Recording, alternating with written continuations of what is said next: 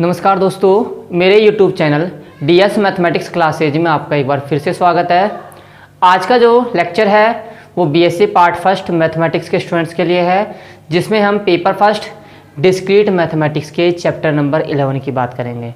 और आज का जो लेक्चर है ये चैप्टर नंबर 11 का 9th लेक्चर है। ठीक भाई, कौन सा लेक्चर है ये? Lecture number 9। ठीक है, ये आज चैप्टर नंबर 11 का 9 लेक्चर है और इस लेक्चर के अंदर हम बात करने वाले हैं पुनरावृत्ति संबंध की। ठीक है, कि पुनरावृत्ति संबंध क्या होता है। तो देखिए, आपने एक संख्यांक फलन लिया a, ठीक है, जिसका r के विभिन्न मानों पर मान क्या है? a0, a1, a2, a3, dot dot dot and so on, या dot dot dot AR, dot dot dot and so on. कहने का मीनिंग है कि आपने एक संख्यांक फलन या न्यूमेरिक फंक्शन लिया है a, जिसके r के विभिन्न मानों के लिए वैल्यूज क्या है उसकी? a0, a1, a2, a3, dot dot dot AR, dot dot dot and so on. ठीक है, संख्यांक फलन जो डिफाइन हो रहा है वो किसके लिए डिफाइन हो रहा है? वो डिफाइन हो रहा है r greater than equal to 0 के लिए। ठीक है, अब देखिए, अगर इस संख्यांक फलन को, ठीक है, r के किसी मान के लिए आपने संख्यांक फलन लिया, ठीक है, जिसके r के विभिन्न मानों के लिए इसकी वैल्यूज क्या है संख्यांक फलन की? a0, a1, a2, a3, AR है। ठीक है, अब देखो, r के किसी मान के लिए संख्यांक फलन को, r के किसी मान के लिए संख्यांक फलन का मान क्या हो जाएगा? AR। r के किसी मान के लिए संख्यांक फलन को इसके पूर्ववर्ती जो भी पद हैं उनके साथ में अगर संबंधित किया जाए, कहने का मतलब है कि r के किसी मान के लिए संख्यांक फलन को इसके पूर्ववर्ती पदों के साथ संबंधित किया जाए तो ये संबंध क्या कहलाता है? ये संबंध पुनरावृत्ति संबंध कहलाता है। ये संबंध क्या कहलाता है? पुनरावृत्ति संबंध कहलाता है। कहने का मीनिंग है कि r के किसी मान के लिए संख्यांक फलन का जो मान होगा उस संख्यांक फलन के मान को उससे पहले आने वाले जितने भी पद हैं, पूर्ववर्ती पद, उन पदों के साथ संबंधित करना क्या कहलाता है? इस संख्यांक फलन का पुनरावृत्ति संबंध कहलाता है। ठीक है, पुनरावृत्ति संबंध को क्या बोलते हैं? पुनरावृत्ति संबंध को बोलते हैं अंतर समीकरण। पुनरावृत्ति संबंध को आप ऐसे, दूसरा नाम है अंतर समीकरण। ठीक है भाई, आप क्या बोल सकते हो कि ये संबंध क्या कहलाता है? ये संबंध अंतर समीकरण कहलाते हैं। ठीक है, तो देखिए इसकी डेफिनेशन क्या होगी। सबसे पहले तो पुनरावृत्ति संबंध या अंतर समीकरण की देखो,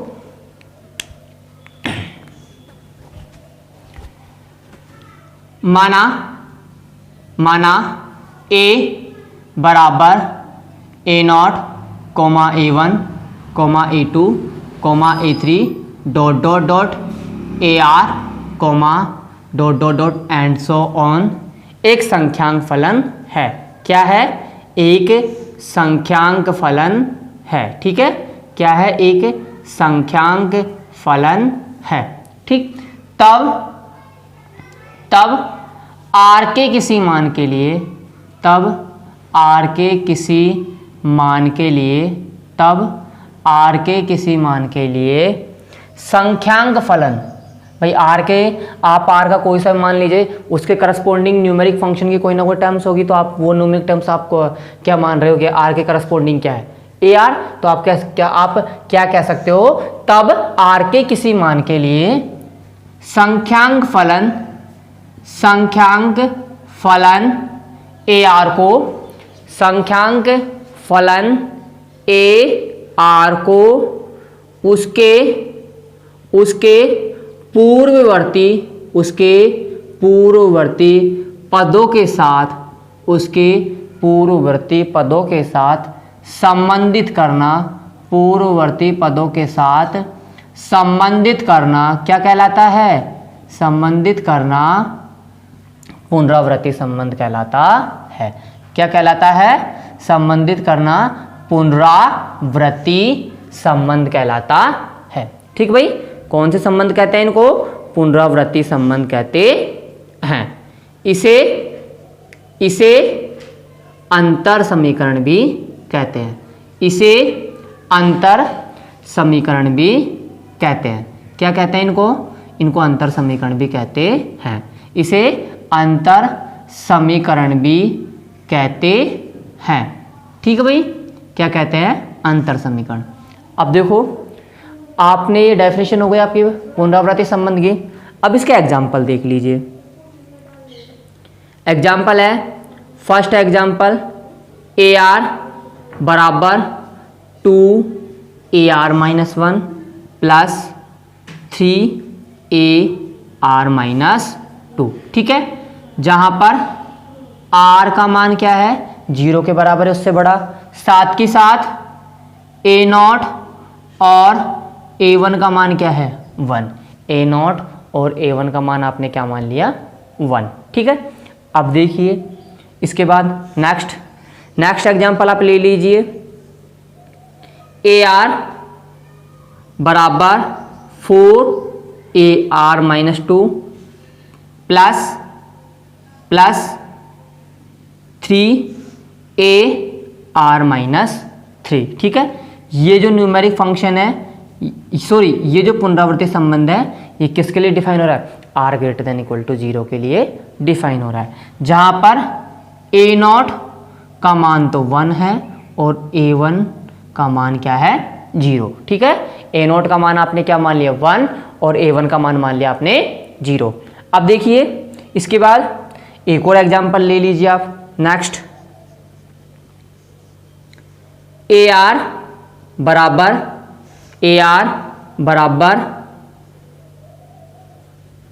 16AR-2।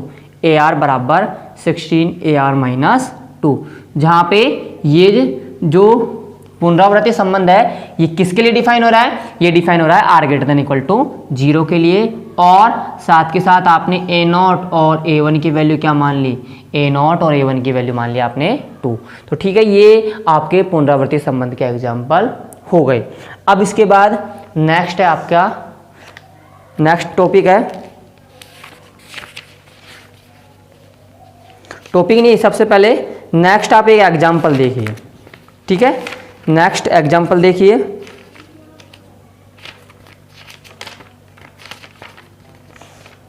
नेक्स्ट एग्जाम्पल है,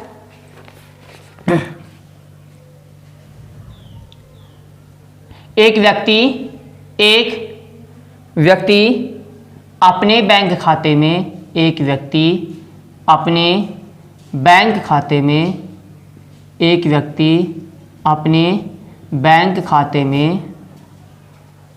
9% वार्षिक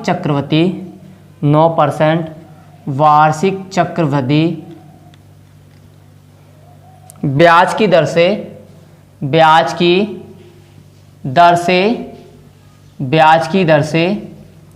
1000 रुपये जमा कराता है। ब्याज की दर से 1000 रुपये जमा कराता है। ठीक है भाई, ब्याज की दर से क्या करता है? 1000 रुपये जमा कराता है। यदि 8वें वर्ष के अंत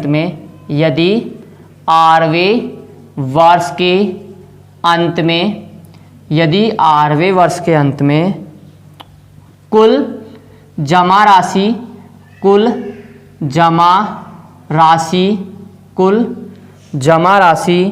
को स्मॉल ar से व्यक्त किया जाए या निरूपित किया जाए, स्मॉल ar से व्यक्त किया जाए तो पुनरावृत्ति संबंध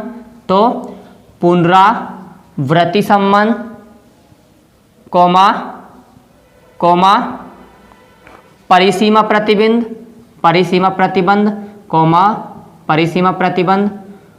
एवं संख्यांक फलन ज्ञात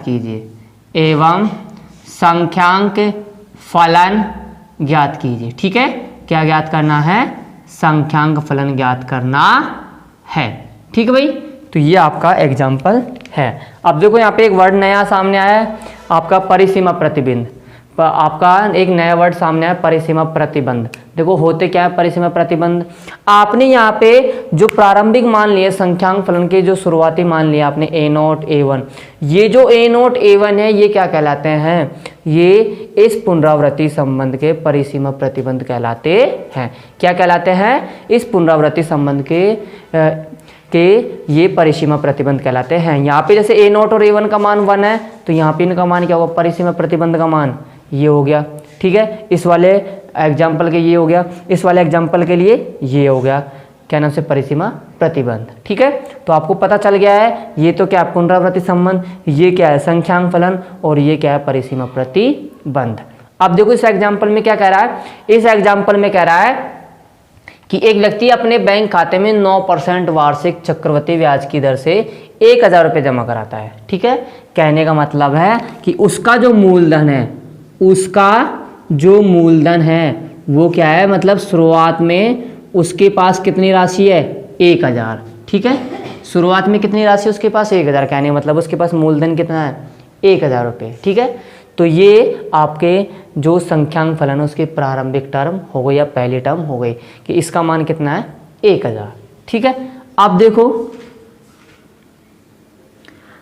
अब इसके पास मूलधन 1000 है, ये कह रहा है कि बैंक वो अपने बैंक खाते में 9% वार्षिक चक्रवृद्धि ब्याज की दर से, कहने का मतलब है कि प्रारंभिक वर्ष में तो उसके पास राशि थी 1000। ठीक है, सॉरी, शुरुआत में उसके पास राशि थी 1000 रुपये वो बैंक में जमा कराने के पश्चात 1 वर्ष के पश्चात उस राशि का मान कितना हो जाएगा, मूलधन प्लस चक्रवृद्धि, मूलधन और ब्याज मिला के क्या बन जाएगा, मतलब कहने का मतलब है कि 1 वर्ष के पश्चात उसके पास टोटल राशि कितनी आ जाएगी, टोटल राशि आ जाएगी 1000 प्लस 1000 इंटू 9/100। ठीक है, इतनी उसके पास राशि आ जाएगी, ये राशि आ गई। अब इस राशि का मान देखो कितना आ रहा है, इस राशि का मान आ रहा है 1090। ठीक है, कितना मान आ रहा है इसका, 1090। इसको मैं क्या लिख सकता हूँ, इसको मैं लिख सकता हूँ 1.09 की पावर 1 इंटू 1000।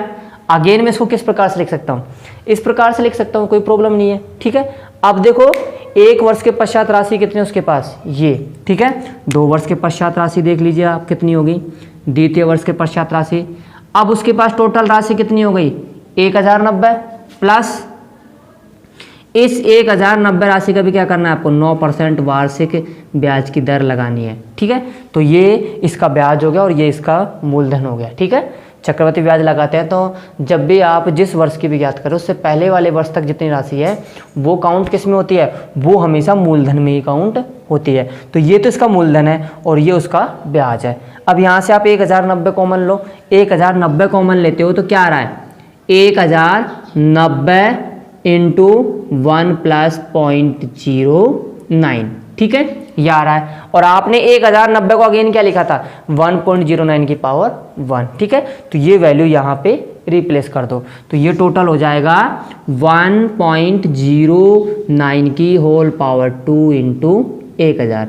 कहने का मतलब है कि द्वितीय वर्ष के पश्चात उसके पास राशि कितनी होगी, 1.09 का होल स्क्वायर इंटू 1000। तो इसी प्रकार आप क्या मान सकते हो, इसी प्रकार मान सकते हो कि 8वें वर्ष में उसके पश्चात राशि कितनी होगी, उसके पास टोटल राशि होगी 1.09 की होल पावर r इंटू 1000। ठीक है, ये राशि होगी। अब देखो इस राशि को मैं किस प्रकार से लिख सकता हूँ, इस राशि को मैं इस प्रकार से भी तो लिख सकता हूँ, कैसे कि इसमें मूलधन कितना है आपका, इस राशि में कंप्लीट राशि में मूलधन कितना है, मूलधन है आपका 1.09 की पावर r-1 इंटू 1000। ठीक है, इसमें मूलधन तो आएगा 1.09 की power r into r-1 into 1000। ठीक है, और ब्याज कितना आएगा, ब्याज आएगा आपका 1.09 की पावर r-1 इंटू 9/100। ठीक है, कहने का मीनिंग है कि अगर आप 8वें वर्ष की राशि भी ना मानो, अगर आप इसको ऐसे समझ में नहीं आ रहा तो आप इसको ऐसे समझ लीजिए कि प्रथम वर्ष में उसके पश्चात राशि थी 1.09 की पावर 1 इंटू 1000। द्वितीय वर्ष में राशि ये हो गई।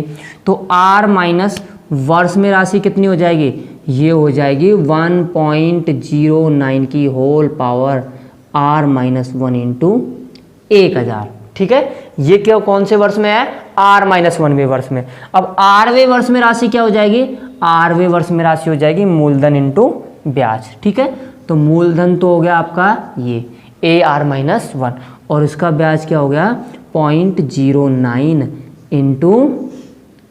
Into AR minus 1। ठीक है, तो अब आप क्या कह सकते हो कि ये आपने क्या ये जो रिलेशन आपने फाइंड आउट किया है, ये रिलेशन क्या है, ये रिलेशन इस क्वेश्चन का क्या है, पुनरावृत्ति संबंध। ठीक है, ये जो रिलेशन है, ये रिलेशन क्या है, ये पुनरावृत्ति संबंध है। ठीक है, इस क्वेश्चन के लिए पुनरावृत्ति संबंध है। और आपको शुरुआत में जो r का मान जब आप 0 लेते हो, प्रारंभिक r का मान क्या होता है 0, तो r का प्रारंभिक मान के लिए इस संख्यांक फलन का मान या इस पुनरावृत्ति संबंध का मान कितना है a0, और a0 की वैल्यू क्या है 1000। तो ये क्या कहलाएगा, ये मूलधन कहलाएगा परिसीमा प्रतिबंध। ठीक है, r बराबर 0 पर a0 का जो मान होगा वो क्या कहलाएगा, परिसीमा प्रतिबंध कहलाएगा। साथ के साथ आपका जो संख्यांक फलन होगा, आपका जो संख्यांक फलन होगा वो क्या होगा, वो देखो यहाँ से AR माइनस 1 कॉमन आ रहा है, यहाँ से भी AR माइनस 1 कॉमन आ रहा है। ठीक है, कहने का मीनिंग क्या आ रहा है, यहाँ से 1 शेष बच रहा है, यहाँ से 0.09 शेष बच रहा है। तो ऐड करोगे तो आपका टोटल वैल्यू आएगी 1.09 की पावर 1 इंटू AR माइनस 1, और AR माइनस 1 की वैल्यू क्या है 1.09 की whole power R minus 1 into 1000। कहने का मतलब है 1.09 की होल पावर R इंटू 1000। तो ये क्या कहलाएगा, ये इस क्वेश्चन के लिए संख्यांक फलन कहलाएगा। ये तो कहलाएगा पुनरावृत्ति संबंध, और ये क्या कहलाएगा, संख्यांक फलन। पुनरावृत्ति संबंध की डेफिनेशन में आपने यही कहा था कि r के किसी मान के लिए संख्यांक फलन को उसके पूर्ववर्ती पदों के साथ संबंधित करना पुनरावृत्ति संबंध कहलाता है। और ये क्या है, संख्यांक फलन, और ये क्या है, परिसीमा प्रतिबंध। ठीक है, तो ये आपका क्वेश्चन कंप्लीट होता हुआ। अब इसको सोल्व कैसे करना है वो देखिए।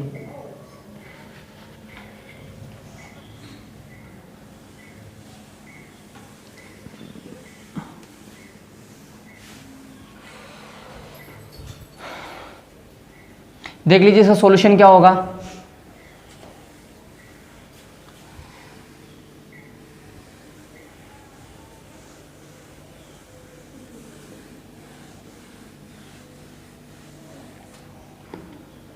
माना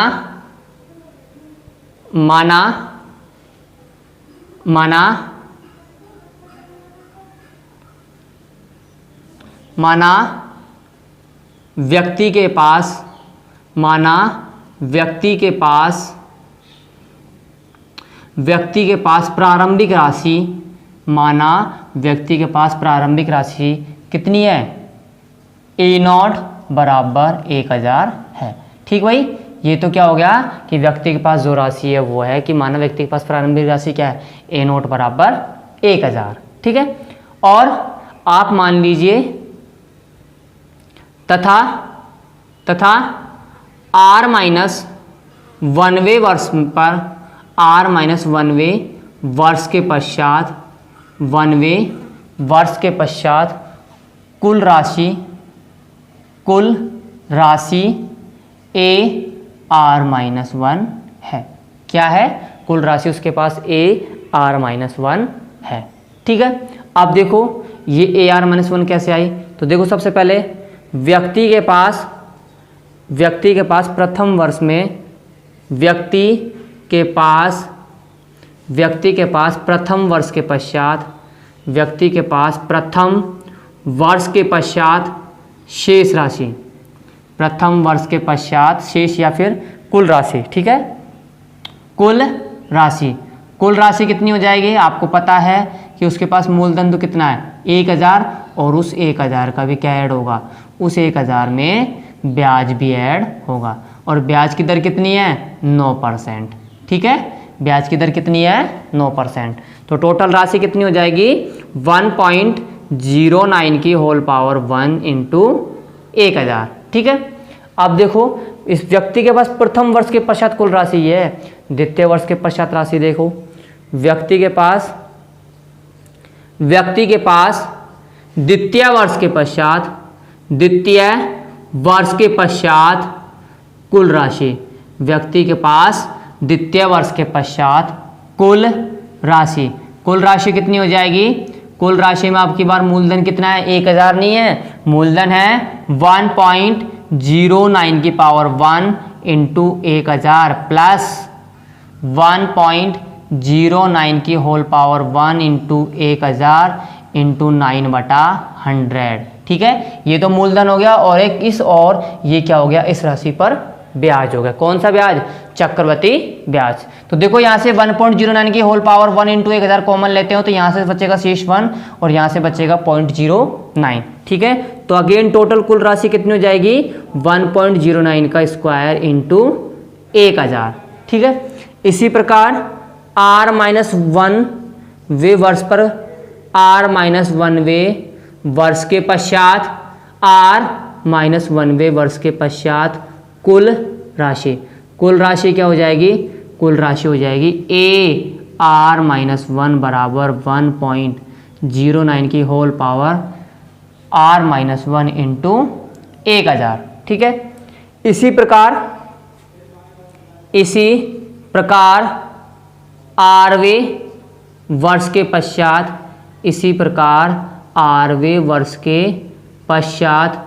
कुल राशि, आरवे वर्ष के पश्चात कुल राशि क्या होगी। आरवे वर्ष के पश्चात आपको पता है मूलधन तो कितना है, मूलधन है आपके पास AR-1 और ब्याज कितना इस पे ब्याज है AR-1 इंटू 9/100। कहने मतलब है ये तो मूलधन हो गया और ये उस पर ब्याज हो गया। ठीक है, तो यहाँ से AR की वैल्यू क्या आ रही है, यहाँ से AR की वैल्यू आ रही है AR-1 प्लस 0.09 इंटू AR-1। ठीक है, तो ये आपके पास कुल राशि हो गई किसके पश्चात, आरवे वर्ष के पश्चात। अब देखिए ये जो संबंध है ये संबंध क्या कहलाता है, यह संबंध पुनरावृत्ति संबंध कहलाता है। यह संबंध क्या है, पुनरावृत्ति संबंध है। ठीक है भाई, ये आपको लिखना पड़ेगा कि ये कौन सा संबंध है, यह संबंध पुनरावृत्ति संबंध है। ठीक है, उसके बाद आपको क्या ज्ञात करना है, परिसीमा प्रतिबंध। उसके बाद आपको क्या ज्ञात करना है, परिसीमा प्रतिबंध। तो देखिए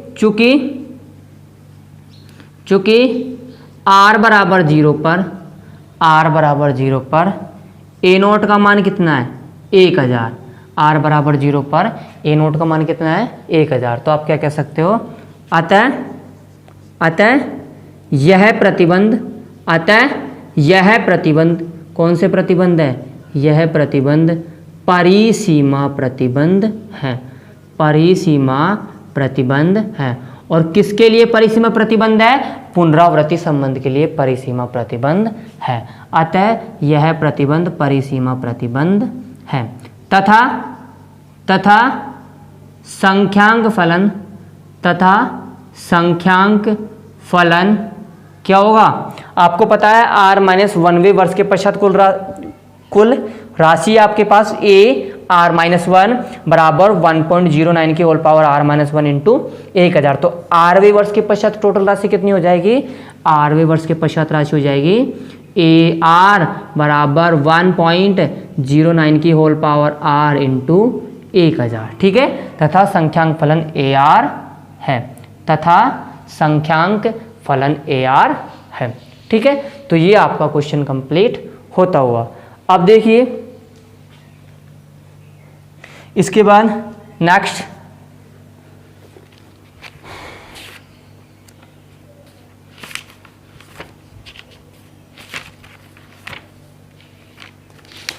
है इसके बाद अचर गुणांकों वाले रेखिक पुनरावृत्ति संबंध। नेक्स्ट जो डेफिनेशन है वो डेफिनेशन है अचर गुणांकों वाले रेखिक पुनरावृत्ति संबंध। ठीक है, अचर गुणांकों वाले रेखिक पुनरावृत्ति संबंध।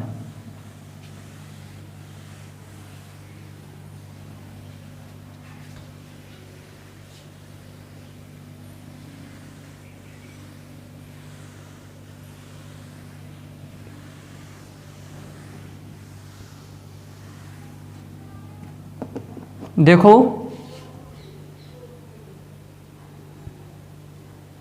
नेक्स्ट डेफिनेशन, अचर गुणांकों वाले, अचर गुणांकों वाले रेखिक पुनरावृत्ति संबंध।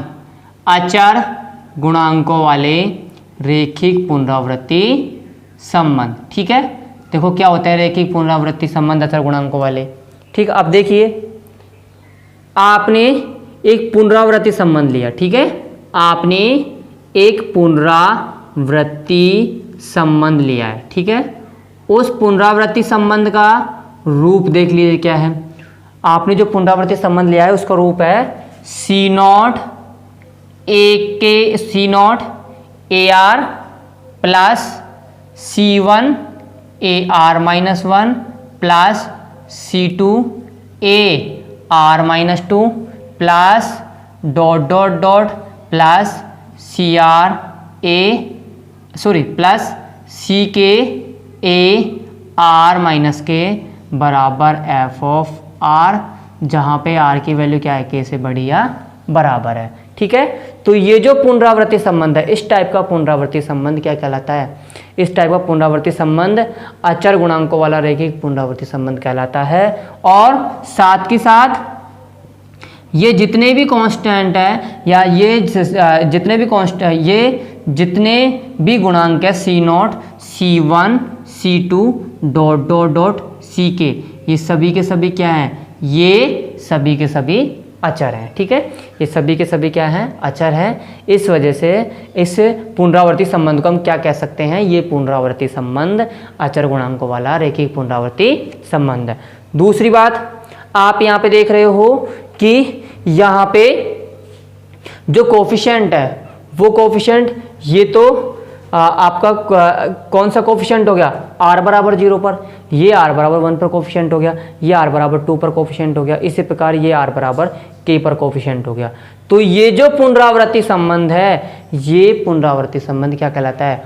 कोटि k का पुनरावृत्ति संबंध कहलाता है। ठीक है, जहां पर भी हाईएस्ट r की जिस वैल्यू के लिए कोफिशिएंट एग्जिस्ट है तो आप कह सकते हो कि वो ही कोफिशिएंट की जो मान है, जिस r की जिस वैल्यू पर जो कोफिशिएंट एग्जिस्ट है वो क्या कहलाता है? उसी कोटि का अचर गुणांकों वाला रैखिक पुनरावृत्ति संबंध कहलाता है। कहने का मतलब है अगर आपको ये देखना है कि ये इस पुनरावृत्ति संबंध की कोटि कितनी है, तो ये देख लेना कि सबसे r के सबसे बड़े मान के लिए जो भी कोफिशिएंट एग्जिस्ट है, r के सबसे बड़े मान के लिए जो भी कोफिशिएंट एग्जिस्ट है वही क्या है? r की वैल्यू, वही r की वैल्यू इस पुनरावृत्ति संबंध की कोटि है।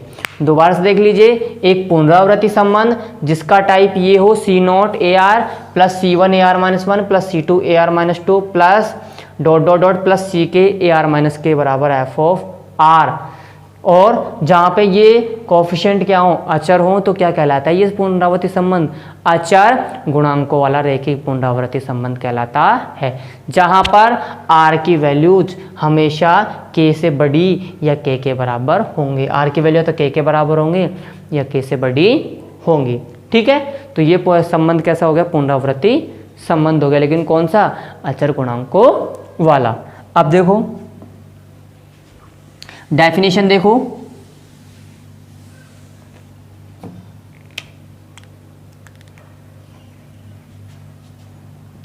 एक पुनरावृत्ति संबंध, एक पुनरावृत्ति संबंध, एक पुनरावृत्ति संबंध जिसका रूप C0 into AR plus C1 into A R minus one plus C2 into A R minus two plus dot dot dot plus CK into A R minus के बराबर एफ ऑफ आर हो, जहाँ R greater than equal to K तथा गुणांक C0 C1 C2 dot dot dot CK अचर हो, तथा गुणांक C0 C1 C2 dot dot dot CK अचर हो। क्या कहलाता है? अचर गुणांकों वाला रेखिक पुनरावृत्ति संबंध कहलाता है। अचर गुणांकों वाला रेखिक पुनरावृत्ति संबंध कहलाता है।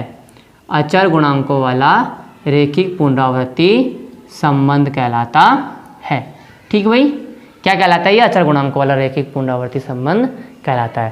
तथा इस संबंध की कोटि K